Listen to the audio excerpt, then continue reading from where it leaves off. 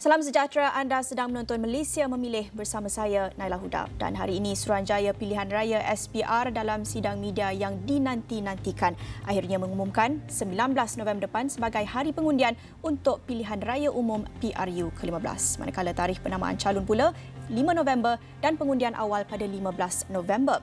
Pengerusi SPR Tan Sri Abdul Ghani Saleh ketika mengumumkan tarikh-tarikh penting itu berkata pilihan raya kecil Dewan Undangan Negeri Dun Bugaya Sabah turut akan diadakan serentak dengan PRU 15 dan berdasarkan tarikh-tarikh yang diumumkan, tempoh berkempen akan berlangsung selama 14 hari bermula selepas hari penamaan calon pada 5 November depan.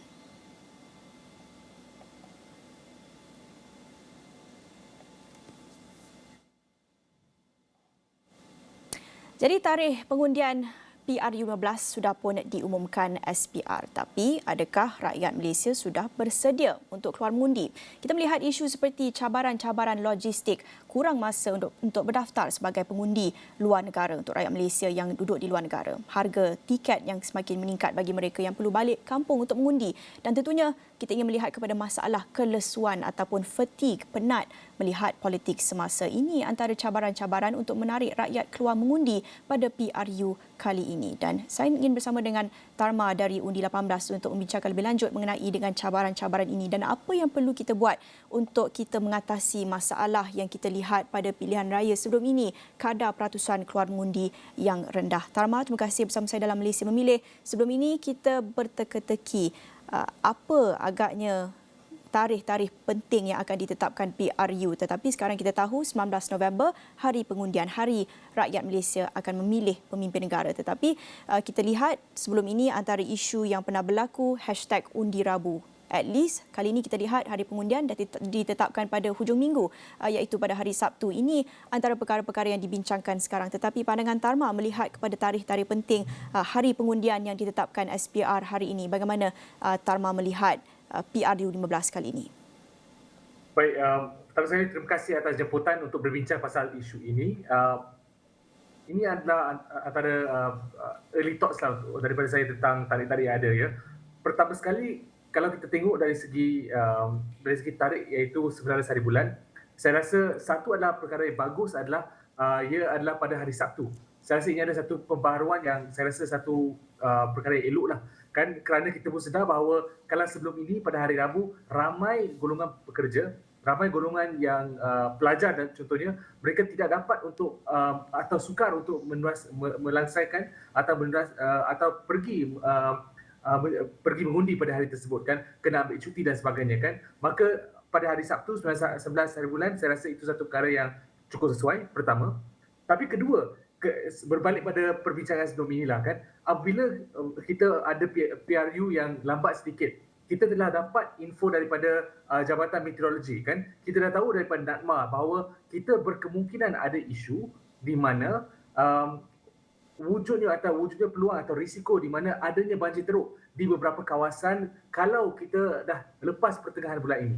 Itu satu isu. Kedua adalah isu juga pasal saya rasa strain baru COVID-19 yang mungkin akan menjadi isu juga. Seperti sebelum ini di PRN Melaka dan PRN Sarawak, mungkin ada beberapa kekangan yang mungkin berlaku kalau katakan ada rakyat yang takut keluar kan, kalau ada strain baru yang keluar. Itu juga satu lagi isu yang mungkin kita kena bincangkanlah kan. Dan kita tengok beberapa hari ini harga tiket untuk balik mengundi mencanak naik kan, dari segi kalau nak beli tiket untuk balik ke Sabah Sarawak, tiket bermula saya tengok ada beberapa orang yang kongsikan tiket bermula dari RM450, tiket permulaan kan, dan akan semakin mahal setelah beberapa hari ini. Maka saya berpendapat bahawa ini ada beberapa perkara yang menjadi masalah untuk tarikh-tarikh yang ada, tapi dah tentu kita berharap bahawa adanya pelan yang jelas yang datang dari pihak kerajaan untuk melihat apakah isu-isu yang wujud ini, kerana ini bukanlah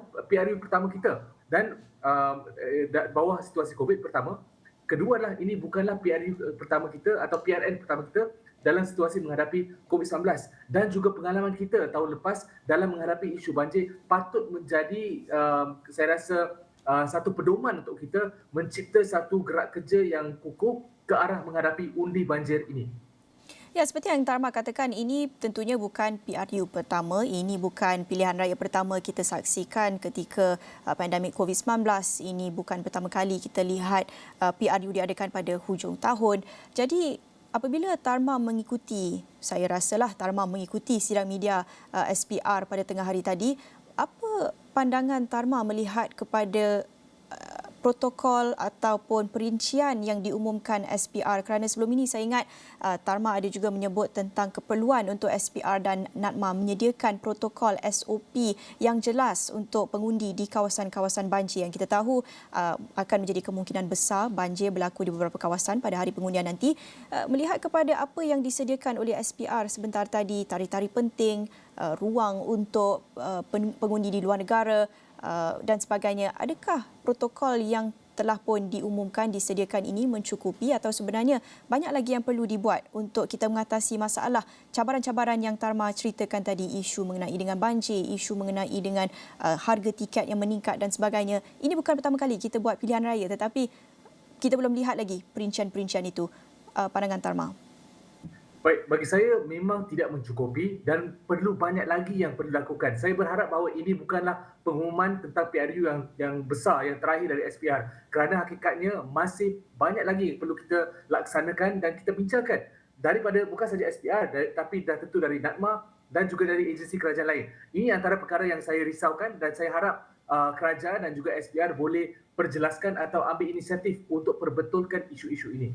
Pertamanya, kalau kita tengok dari segi kesiapsiagaan untuk menghadapi banjir, apa SOP yang dilakukan? Adakah perbincangan telah dilakukan dengan NADMA, kerajaan-kerajaan negeri, terutamanya yang akan terjejas, kerajaan negeri di Kelantan, Terengganu, kerajaan negeri di Selangor contohnya kan, beberapa kerajaan negeri yang dah tentu akan menghadapi situasi banjir yang teruk. Adakah perbincangan ini telah dilakukan? Pertama, kita perlu dengar perkara itu dari SPR. Kedua adalah, apakah SOP, adakah telah dimantapkan lagi SOP berkaitan dengan COVID-19? Kerana kita dah tahu dan saya rasa sebelum ini pun saya pernah bincangkan bahawa SOP yang dibawa semasa PRN Melaka tidak berpatutan untuk menangani insiden COVID-19. Kerana adanya isu di mana bakal pengundi dilarang atau dihalang daripada dapat menjalankan tanggungjawab sebagai pengundi hanya kerana mereka mungkin ataupun close contact sebagai pesakit COVID-19. Dan dikala kita dah open up dan kita dah melihat era norma baru dan sebagainya kan, ini adalah terma-terma dilakukan oleh kerajaan. Bagaimana untuk kita menyelesaikan sistem pilihan raya kita dan SOP pilihan raya kita untuk memastikan bahawa ada kesinambungan antara menjaga isu kesihatan awam dan juga menjaga hak pengundi. Itu kedua yang kita perlu lihat. Ketika dah tentu dari segi untuk kita pastikan bahawa adanya hak pengundi Sabah dan Sarawak untuk pulang mengundi, hak mereka terjaga. Dan saya rasa ini adalah isu besar kerana kita pun sedar bahawa adanya beratus ribu anak muda dan juga rakyat Sabah Sarawak yang sedang bekerja di Semenanjung kan. Bagaimana untuk kita jaga hak mereka? Bagi kami di Undi 18, kita dah lama berpendapat dan dah lama menyeru supaya mekanisme seperti undi pos dan juga undi awal diperluaskan untuk melibatkan golongan-golongan seperti ini. Bukan saja untuk golongan-golongan sekarang, kita perlu luaskan lagi. Tapi dah tentu kalau dah pada masa ini, kita lihat bahawa memang pilihan raya dah berlaku sekarang kan, atau dah akan berlaku dalam masa yang teramat singkat, maka reformasi pilihan raya itu yang sepatutnya dilakukan berbulan lepas, mungkin tak sempat lakukan. Maka saya menyeru kepada pihak kerajaan, terutamanya Kementerian Pengangkutan, terutamanya kepada agensi-agensi lain dan mungkin kepada kerajaan negeri Sabah dan Sarawak untuk pastikan bahawa pertamanya mungkin ada subsidi untuk anak-anak Sabah dan Sarawak untuk balik mengundi. Itu pertama. Kedua adalah mungkin kita boleh adanya rundingan ataupun had harga maksima kepada yang ada kepada agensi penerbangan termasuk AirAsia, MAS dan sebagainya, supaya harga-harga yang ditetapkan tidak terlalu tinggi dan mereka tidak melakukan isu profiteering atau mengambil kesempatan semasa pilihan raya. Kerana kita kena sedar, ini bukanlah masa untuk mereka dapat keuntungan luar biasa. Ini adalah masa di mana setiap rakyat Malaysia perlu menunaikan hak mereka sebagai pengundi. Dan akhir sekali, kita juga berharap bahawa sistem untuk pengundi luar negara dipertingkatkan dan bahawa dilajukan penghantaran ballot ataupun kertas undi kepada pengundi luar negara supaya mereka boleh hantarkan kembali semula. Apakah mekanisme yang diumumkan? Ini semua tidak jelas kan? Dan dah tentu seperti yang saudari katakan bahawa masa untuk pendaftaran sebagai pengundi pos teramat singkat dan malah hanya 3 hari lagi. Deadline ataupun masa tamat adalah 23 hari bulan.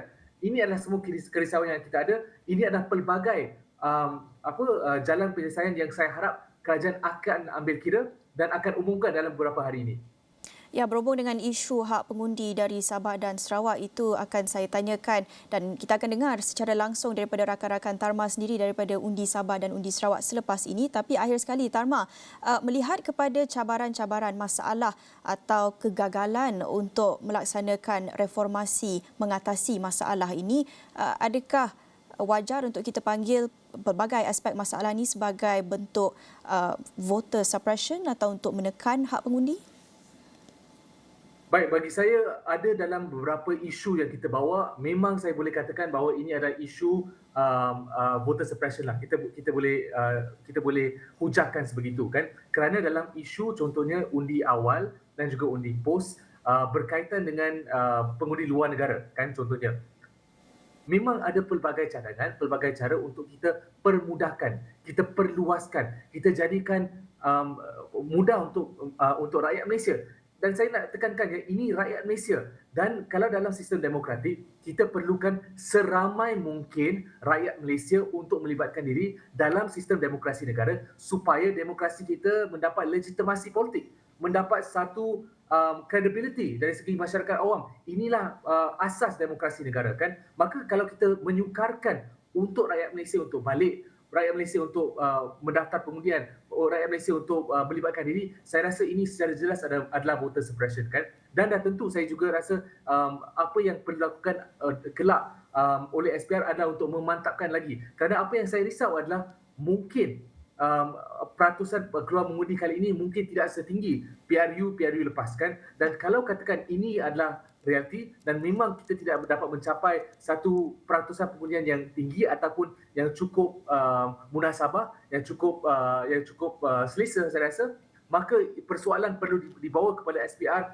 apa yang mereka lakukan untuk memastikan hak pengundi dipelihara. Dan yang penting, persoalan dia adalah kenapa SPR sebagai agensi yang menjaga pilihan raya tidak pro kepada rakyat, tidak pro kepada pengundi. Inilah persoalan yang perlu dilontarkan.